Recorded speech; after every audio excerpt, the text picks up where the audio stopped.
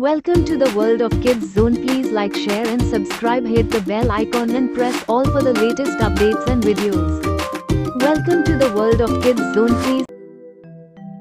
पहले जमाने में एक गांव में नंद गोपाल नामी एक किसान रहता था। उसकी अपनी कोई जमीन नहीं थी। कॉल पर लेकर जिरात कर लेता था। उसकी बीवी बच्चे भी है। पति पत्नी मिलकर जिरात का काम कर लेते थे।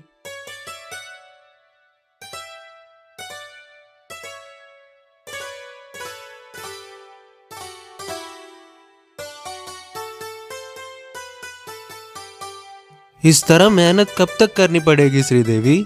ऐसा मत कहो जी, मेहनत करके जीने में ही सुख है। इतनी मेहनत करने पर भी कमाया कुछ नहीं। खाने के लिए खाना, पहनने के लिए कपड़ों के सिवा दूसरा कुछ नहीं। चाचा, इस जमीन पर भरोसा करने वाले किसानों का भगवान कभी अन्याय नहीं करेगा जी। अपने दोनों बच्चे हाथ आ गए तो ये सारी मुसीबत दूर हो जाएगी। नंदगोपाल को अत्याशा बहुत ज्यादा है। इस तरह मेहनत से जिरात करके जीना बिल्कुल पसंद नहीं है। कुछ न कुछ करना, किसी तरह धन प्राप्त करने की दुर्दा बहुत थी। लेकिन उसकी पत्नी श्रीदेवी उसकी बिल्कुल विरुद्ध है। जो है उसी में खुशी से गुजर लेना चाहिए समझा करती। दोनों बच्चों में पहला गुनकर है। वो एक मुर्गी को बहुत प्यार से पाल रहा है। वो सफेद और काले रंग की है। वो मुर्गी गुनकर को देखते ही बस उसके गोद में आकर बैठ जाती। कई जमाना गुजर गया, तब भी घर में ही नहीं गांव में भी कई मुर्गियां मर गई, पर ये मुर्गी बिल्कुल नहीं मरी। उस दिन नागर उठाकर खेत के लिए निकला नंदगोपाल। वो रास्ते से चलता रहा था, पर उसकी सोच तरह तरह से उसके दिमाग में गूंज रही है।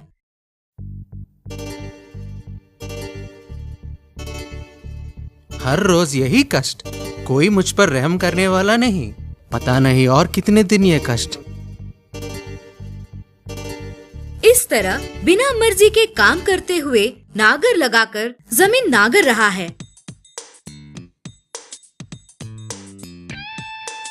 इस तरह एक एक गुंटा करके नागर रहा है।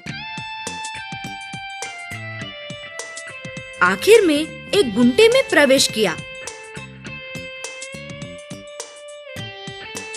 उस मिट्टी में फसल अच्छी होगी कहकर नागरने वाले नंदगोपाल के नागर को लगकर एक शीशा मिट्टी के अंदर से बाहर आया।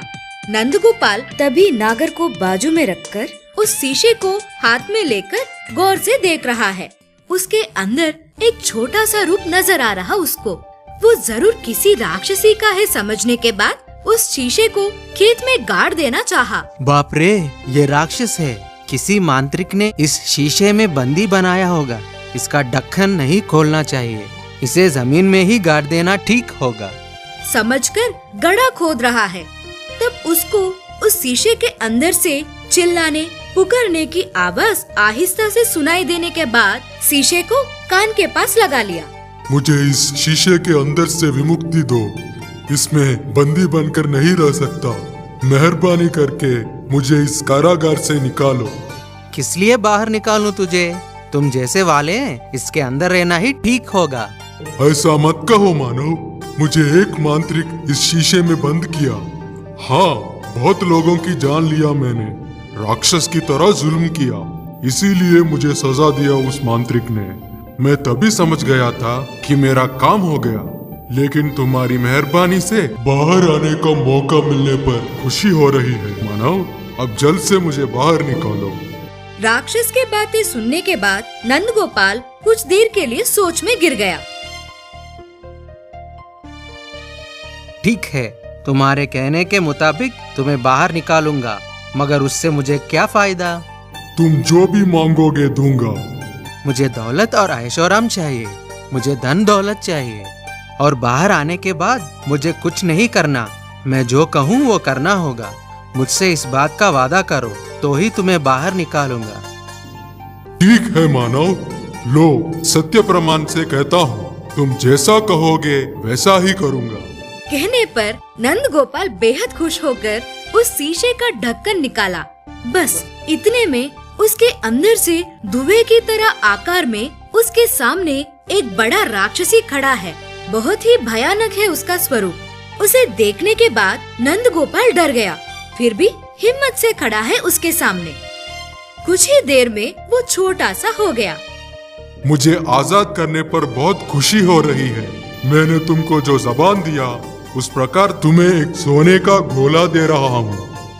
कहकर एक सोने का गोला नंद गोपाल को दिया उस राक्षस ने। उस गोले को हाथ में लेकर बहुत गौर से देखा नंद गोपाल। इसकी महिमाओं के बारे में बताओ ना राक्षसी। हाँ, वही बता रहा हूँ, सुनो।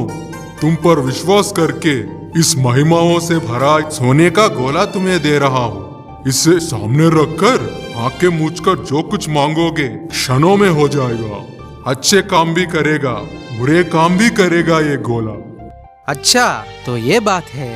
कहता हुआ उसे महाप्रसाद मानकर आंखों से लगा लिया। लेकिन एक शर्त है, इससे सिर्फ 1 महीने के लिए ही तुम्हें दूंगा। उसके बाद तुम मुझे मेरा गोला वापस कर देना।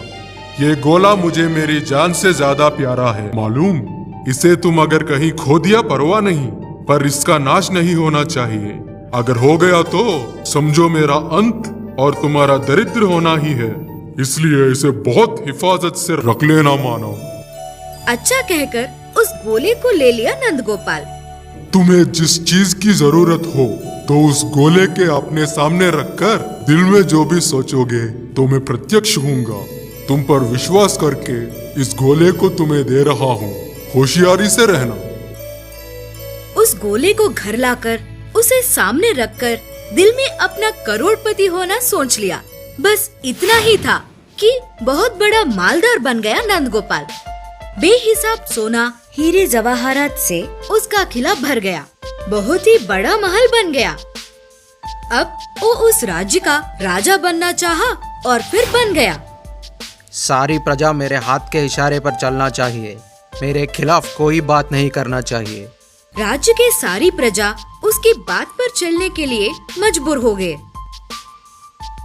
उसने अपने चेहरे पर रुआबदार खूबसूरत रूप के लिए सोचा। पल भर में ही खूबसूरत बन गया। एक दिन राक्षसी से बात करने की इच्छा हुई नंद गोपाल को। तुरंत उस सोने के गोले को अपने सामने रखकर आंखें बंद करके दिल में सोच लिया। राक्षसी प्रत्यक्ष हुआ। क्या है, बोलो मानव। मैं इस गोले से बहुत काम कर चुका हूँ। मैं इससे बहुत लाभ पा चुका हूँ।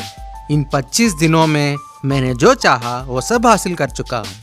इस 1 महीने के अंदर इससे कोई ना कोई काम हर रोज बोलना होगा, मानव। वरना अब तक तुम जो भी पा चुके हो वो सब चला जाएगा। वो हो, ऐसा क्या?